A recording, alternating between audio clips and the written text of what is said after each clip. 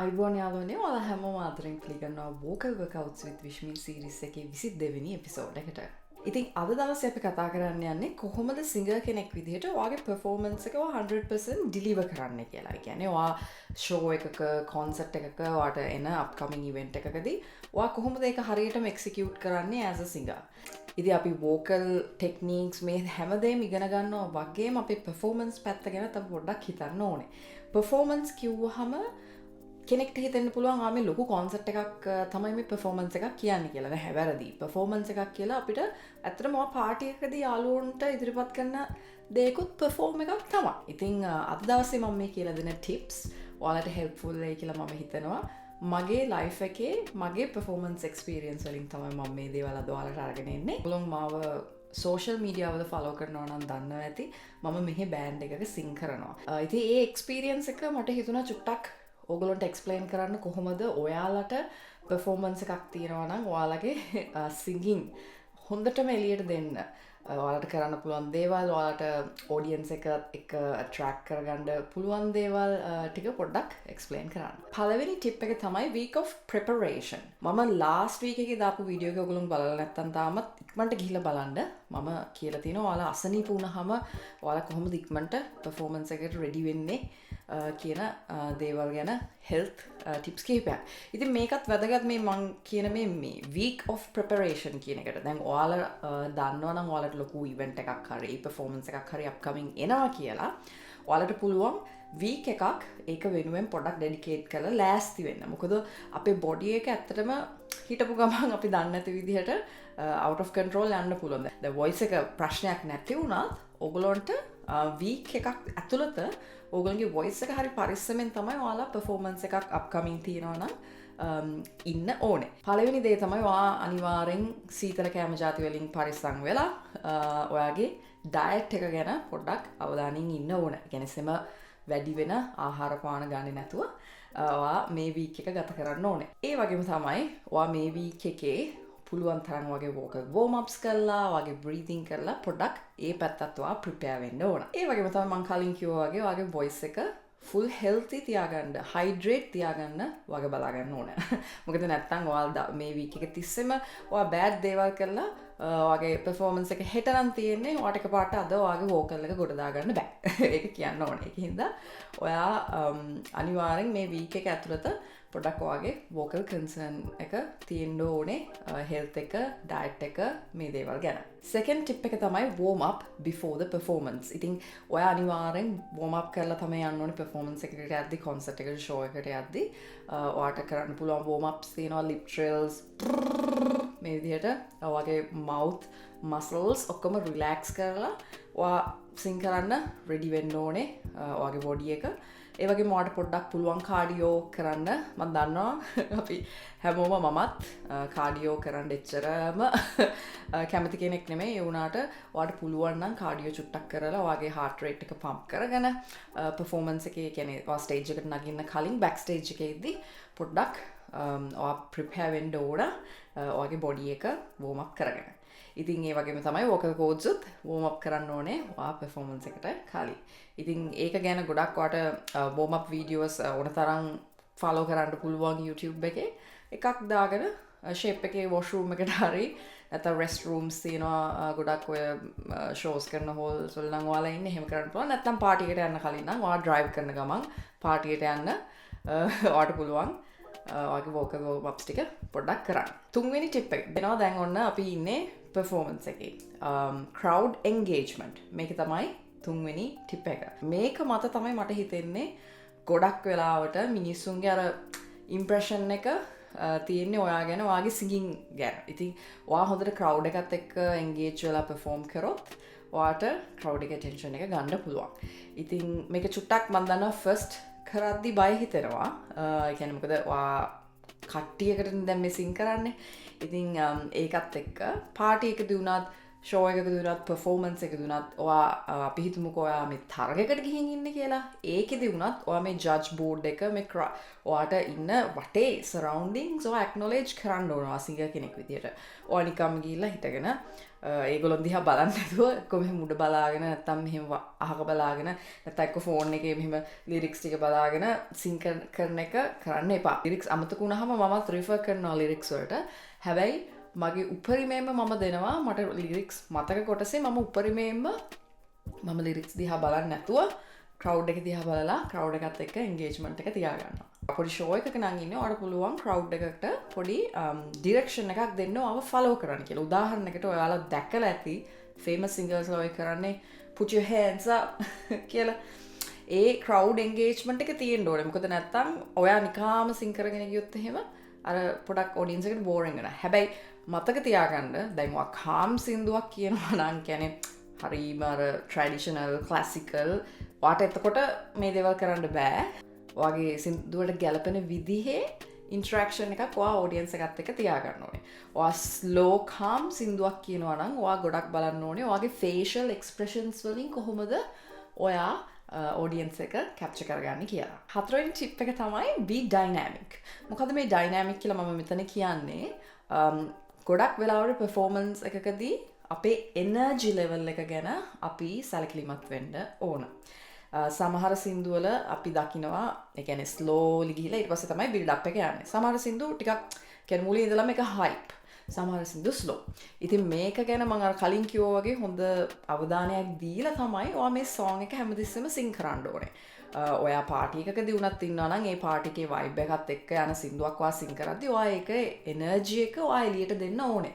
හැබැයි එහෙමයි කියලා ඔයා මුළු සින්දුවෙම මුලින් ඉඳන් අගට නට විතරක් සිං කරන්න ගත්තොත් ඔයාට සිං කරන එක අමාරු වෙනවා. මොකද ඔයාගේ බ්‍රෙත් සපෝට් එක ඔයාට නැති වෙන්න පුළුවන්.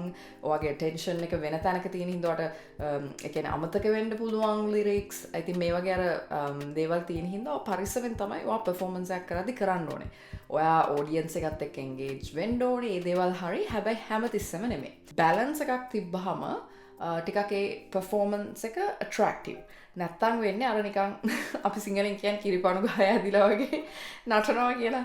අන්න එහෙම තමයි වෙන්නේ. එතකොට නිකන් මොකද්ද ඒ උනේ වගේ කියලා හිතා ගන්න බැරි වෙන්න පුළුවන්. හින්දා මතක ඇතුව සින්දුවට හරියන විදිහේ ඇක්ෂන්ස් ටිකක් ඔයා ප්‍රැක්ටිස් කරන්න ඕන.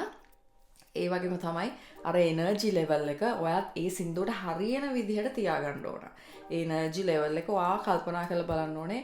ඒ සින්දුව ඩයිනමික්ස් වැඩි නම් ඒ කියන්නේ ස්ලෝ ගිහින් ෆාස්ට් යනවා ස්ලෝ ගිහින් ෆාස්ට් යනවා නම් ඔයාට ඒ ඩයිනමික් එකත් එක්ක පොඩ්ඩක් ඔයාගේ එනර්ජි ලෙවල් එක හැමතිස්සෙම මැච් කරන්න වෙනවා. පස්වෙනි ටිප් එක තමයි මයික්‍රොෆෝන් ටෙක්නික් එක.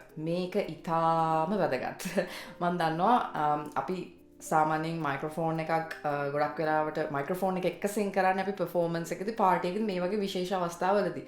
සමහර විතරයි ඇත්තටම ගෙදරදිත් මේ මයික්‍රොෆෝන් එකක් එක්ක ප්‍රැක්ටිස් කරන්නේ.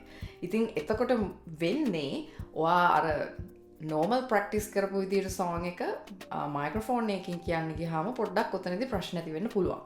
උදාහරණයකට ඔයා ගොඩාක් ලවුඩ් යන සින්දුවක් ඔයාට කියන්න වෙන්නේ දැන් මේ පර්ෆෝමන්ස් එකේදී. ඔයා ගෙදරදී ඔයාට දැන් මේකේ අර පවර් එක දෙන්න ඕනේ හින්දා ඔයා හොඳට සද්දයට කෑ ගහලා මේක කියනවා. නමුත් ඔයා පර්ෆෝමන්ස් එකට ගියාට පස්සේ ඔයාට මයික් එකක් හම්බ වෙනවා. ඔයා මයික් එකටත් අර විදිහටම කෑ ගහලා කියන්න ගත්තොත් වෙන්නේ මයික් එකෙන් වොලියුම් එක ඔබවියස්ලි වැඩි වෙලා ඔයාගේ සද්දේ හරි කැත විදිහට තමයි එළියට එන්නේ. කියන්නේ ඒක ලස්සන රෙසොනන්ස් එකක් එක්ක ලස්සනට එළියට එන්නේ නැහැ. මොකද ඔයා ගොඩාක් ස්ක්‍රීන් කරනවා වගේ ඇහෙන්නේ මේ වෝකල් එක ගොඩාක් එළියට ප්‍රොජෙක්ට් කරන හින්දා මයික් එකක් එක්ක. ඉතින් ඒක හින්දා ඔයා අනිවාර්යෙන් මයික්‍රොෆෝන් ටෙක්නික්ස් ප්‍රැක්ටිස් කරන්න ඕන. මයික්‍රොෆෝන් ටෙක්නික්ස් කියලා කිව්වහම දැන් මට අද මෙතන ඩයිනමික් මයික් එකක් නැහැ. නමුත් ඔයගොල්ලෝ දන්නවා ඩයිනමික් මයික් එක එන්නේ උඩ ටෙනිස් බෝල් එක වගේ ඇවිල්ලා ඊට පස්සේ කෝන් එකනේ. ඔයාලා මයික් එක අනිවාර්යෙන් අල්ලගද්දි මයික් එකේ මේ ටෙනිස් බෝලේ ඔයාලා කවර් කරගෙන මෙහෙම කවදාකවත් අල්ලන්න එපා. මොකද ඒ මෙටල් තියෙන ඒ තනිකර කෑල්ල අපේ වොයිස් ෆ්‍රීකවන්සිස් කැච් කරගන්න හදලා තියෙන්නේ. ඉතින් ඕක කවර් කරගත්ත ගමන් වෙන්නේ අපේ වොයිස් එකේ තියෙන අර ෆ්‍රීකවන්සිස් කට් ඔෆ් වෙනවා මේ අපි මෙහෙම අල්ලන් ඉන්න හින්දා. අනිත් එක අපේ මේ අතේ ඝර්ෂණය මෙහෙම මේ සද්දෙත් ඇහෙනවා. ඒක හින්දා කවදාකවත් ඒක කව කරලා අල්ලන්න එපා. අතන මයික් එකේ කෝන් එක යට මැදින් අල්ලන්න. ඒ වගේම තව සමහරු කරන දෙයක් තමයි මේ FM mics එක. FM mics කියන්නේ අතරම මේ wireless ඒවානේ. FM mics වලත් සමහර mics වල end එකේ තමයි අර signal transmitter එක තියෙන්නේ. එතකොට ඔයාලා අගින් ගොඩක් ඇල්ලුවම් වෙන්නේ අර සිග්නල් එක ඩ්‍රොප් වෙන්න ගන්නවා. එතකොට සිං කර කර ඉද්දී ඔයාගේ වොයිස් එක සමහරවිට කැඩි කැඩි යනවා. ඉතින් ඕකත් තව කරන බිගිනර් මිස්ටේක් එකක්. ගොඩක් අය මම දැකලා තියෙනවා මේක වෙලා තියෙනවා ලයිව් උත්. ඒකින්ද කල්පනාවෙන් ඔය FM mics එක සිං කරද්දී. ඊට පස්සේ තමයි ඊළඟ කාරණාව අනිවාර්යෙන් සිං කරන්න කලින් FM mic එකක් නම් ඔයාගේ බැටරි එක චෙක් කරන්න. මොකද ඔයා පළවෙනි වචනේ කියද්දී ඔයාගේ ඇහුන්නේ නැහැ කියන්නේ performance එකේ. That's a bad thing. ඊට පස්සේ මෙන්න struggle කරනවා mic එකේ බැටරි නැහැ දැන් මාරු කරගන්න ඕනේ. ඊට පස්සේ ඔයාගේ mentally totally ඔයා වෙන තැනක ඉන්නේ. ඒකින්ද පරිස්සම් වෙන්න ඕනේ ඒක ගැන. ඊළඟට තව දෙයක් තමයි mic එක දැන් අර මං කලින් කිව්වා වගේ දැන් ගොඩාක් loud අපි practice කරලා mic එකට කියද්දි loud වෙනවනේ. ඒක අපි control කරගන්න ඕනේ mic එක ගොඩාක් වෙලාවට මෙහෙම කරලා නෙමෙයි. mic එකත් මෙහෙම කරන්න පුළුවන් අපිට. කියන්නේ mic එකත් ඈඩ් කරලා අපිට voice එක control කරගන්න පුළුවන්. හැබැයි එතනදී මම දකින විදිහට මගේ experience එකත් එක්ක මම කියන්නේ එතනදී ඔයාගේ voice එක ඔයා දැන් ඔයා sing කරක ඉඳලා ඔයා ගොඩාක් සද්දෙන් කියද්දි ඔයා ඒක හරියට නොදැන කරොත් වෙන්නේ ඔයා මෙහෙම ඈඩ් කරපු ගමන් ඔයාගේ voice එක totally drop වෙනවා ගොඩක් වෙලාවට. මොකද ඔයා ඒ ඈඩ් කරන ප්‍රමාණය ඔයා හරියට දන්නේ නැහැ. ඔයා මේ vocal projection එකත් ඔයා එතකොට ඔළුවෙන් අඩු කරලා තනි කර එතකොට එතන මෙස් එකක් වෙනවා. ඒකේ හින්දා ඔයා අනිවාර්යෙන් ප්‍රැක්ටිස් කරන්න ඕන මයික්‍රොෆෝන් එකක් එක්ක. අඩුම තරම ඔයාලා ප්‍රැක්ටිස් කරනවා ඔයාගේ ෂෝ එකේ whatever performance එකේ ඔයා රිහර්සල් එකක් හරි ඔයා මේක අනිවාර්යෙන් කරලා බලන්න ඕනේ. කොච්චර ප්‍රමාණයක් ඔයාට ගොඩක් ලොකු high note එකක් කියන්න තියෙනවා නම් ඔයා mic එක ඈඩ් කරන්න ඕනේද කියන එක. ඒ වගේම තමයි ඔයා vocal practice කරද්දිත් ප්‍රැක්ටිස් කරන්න ඕනේ ඔයාගේ වොලියුම් එක ඔයාගේ වොයිස් එකකින්ම අඩු කරන්න. මෙහෙම ෆිසිකලි මයික් එක ඈඩ් කරනවට වඩා ඒක ඉෆෙක්ටිව්. ඒක තමයි මම හිතන්නේ. මොකද මගේ එක්ස්පීරියන්ස් එකත් එක්ක මම ගොඩාක් දැකලා තියෙන දෙයක්. අර එයා කෑ ගහලා දැන් ඒ සිංගර් කෙනෙක් කෑ ගහලා මෙහෙම සිං කරද්දි මෙහෙම ටක් ගාලා මයික් එක ගන්නවා. අර දැන් සිං කරගෙන ආව ලෙවල් එක කෙලින්ම ඩවුන් වෙනවා. ඉතින් අර ඒක නෙමෙයි වෙන්න ඕනේ. පොඩ්ඩක් අඩු වෙන්නනේ ඕනේ. වොයිස් එක අර මේ ඩිස්ටෝට් වෙන්නේ නැති වෙන්න මයික් එකට.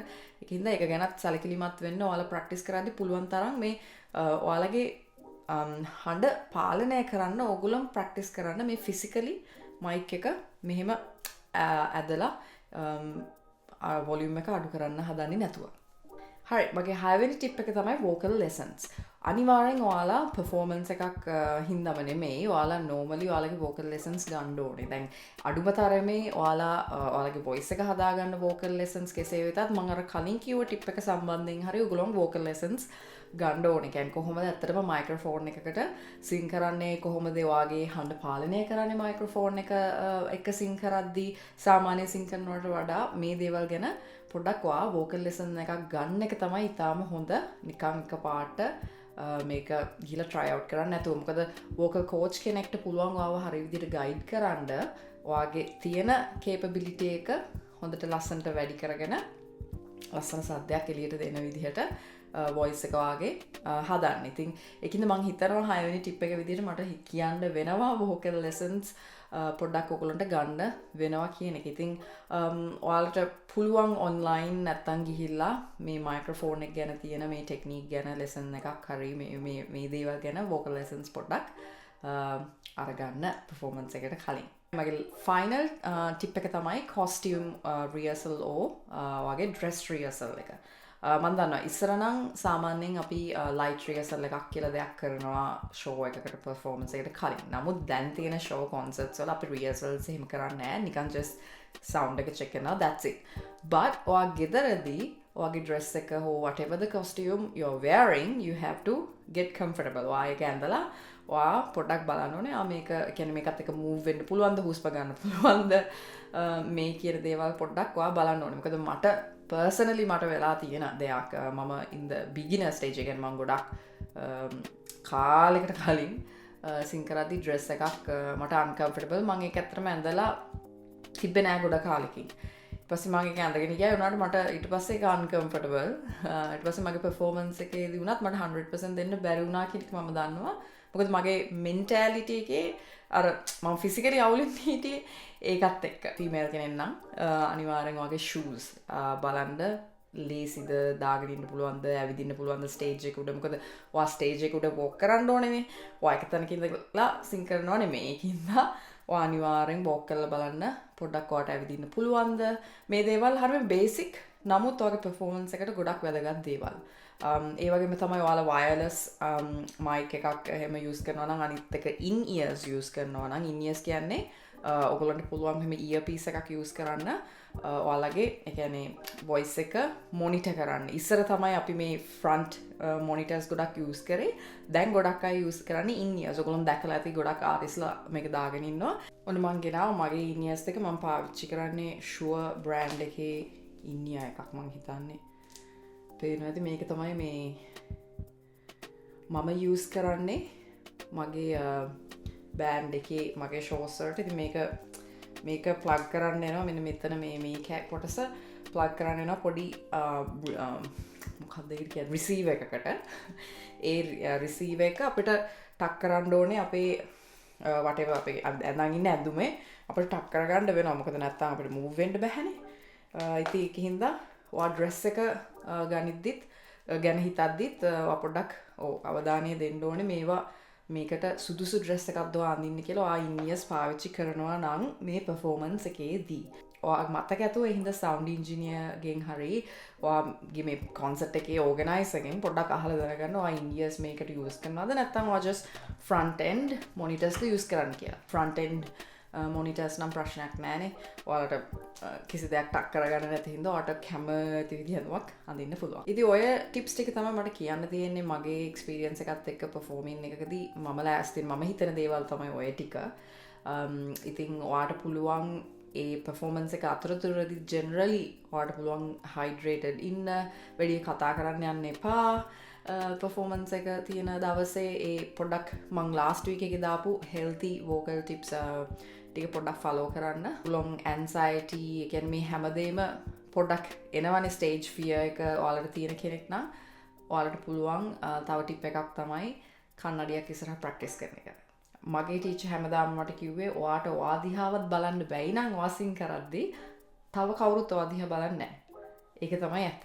ඉතින් ඔයාට පුළුවන් වෙන්න ඕනේ ඔයා දිහා බලාගෙන sing කරන්න normally හිනාවක් මුණේ තියාගෙන. ඉතින් ඒක ඔයා practice කරාම ඒ confidence එක ඔයා practice කරාම තමයි ඔයා performance එකකට ගියාමත් මිනිස්සුන්ට මේ attraction එක තියෙන්නේ ඔයා ගැන. ඉතින් හින්ද මතක ඇතුව කන්නඩියක් ඉස්සරහට ගිහිල්ලා ඔයා දිහා බලාගෙන පොඩක් practice කරන්න. මේ අනිතට පේන්න කරන්න බෑ හිතයි පිස්සු කියලා. නමුත් ඇත්තටම මේ මං හිතන්නේ මේක නිකන් අර self love කියලා අපි ගොඩක් මේ අද කාලේ මේ mental health එක ගැන අපි කතා කරනවානේ. ඉතින් ඔය මේ self love act එකක් විදිහට ඔයාට sing කරන්න. ඔයාට perform කරන්න මුලින්. ඊට පස්සේ පුළුවන් ඔයාට crowd එකක් ඉස්සරහා confidently perform කරන්න. ඉතින් අද දවසේ මගේ tips ටික ඔය ටික තමයි මං හිතනවා අදත් ඔයගොල්ලෝ මගෙන් යම්කිසි valuable දෙයක් ගන්න ඇති කියලා. ඉතින් තවත් දවසක ආයෙ හමු වෙනකන් ඔයගොල්ලෝ හැමෝටම සුබ සතියක්.